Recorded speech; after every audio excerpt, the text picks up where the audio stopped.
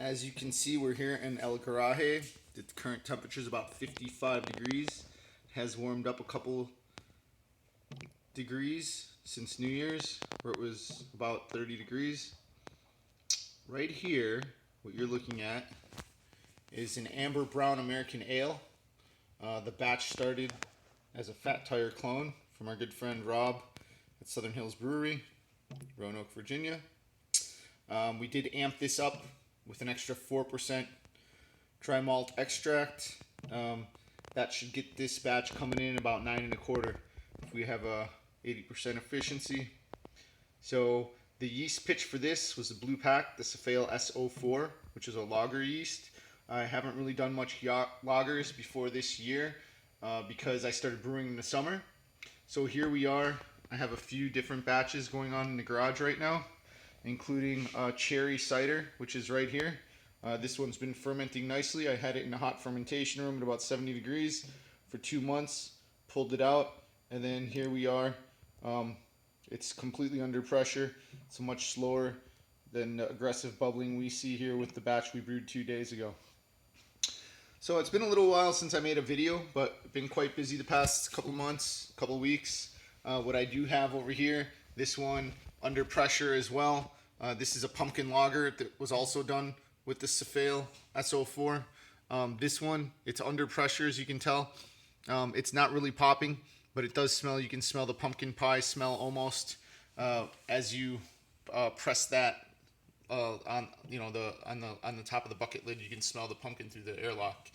That one's pretty good. It actually smells quite amazing. I can't believe how much it smells like pumpkin. I think we put some nutmeg in there as well. Over here, we have another batch of cider. We did do a ton of ciders this year. That one's reached equilibrium. The ciders I've been bottling, been waiting about 2 months before bottling them. You know, some of them we started with the plain cider. Eventually we started boosting them up with some brown sugar, turbinado sugars. This one specifically is a cider with brown sugar. Sorry for the shadow. It's brown sugar and maple syrup in this one. So that's going to be a maple brown sugar cider with actual apple cider that was used. On the far left over here, I have what's going to be sitting for another month or 30 days or so.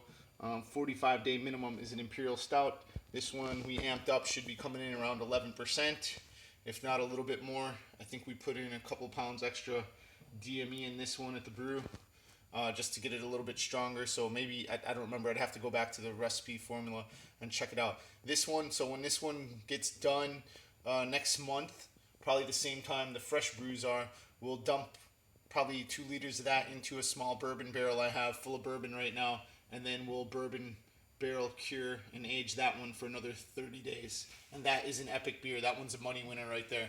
I wish I can really increase the capacity and maybe have a 5-gallon bourbon barrel, but it's kind of expensive to fill a barrel with 5 gallons of bourbon, especially if you drink anything good. So anyways, this is what I wanted to show everyone today. Happy brew year. It is the 2nd of January. This was the New Year's Eve, New Year's batch that I brewed. It was a solo brew. So they say whatever you're going to be doing on New Year's Eve when the new year arrives is what you'll be doing for the rest of the year. I just want to make sure brewing is something I want to stick to. I did this batch kind of solo by myself to make sure I actually enjoyed the hobby, the craft, the trade, and this one should be good. My main goal for my New Year's resolution is to maintain my brew schedule and actually bottle when the beers are freshest and crispest.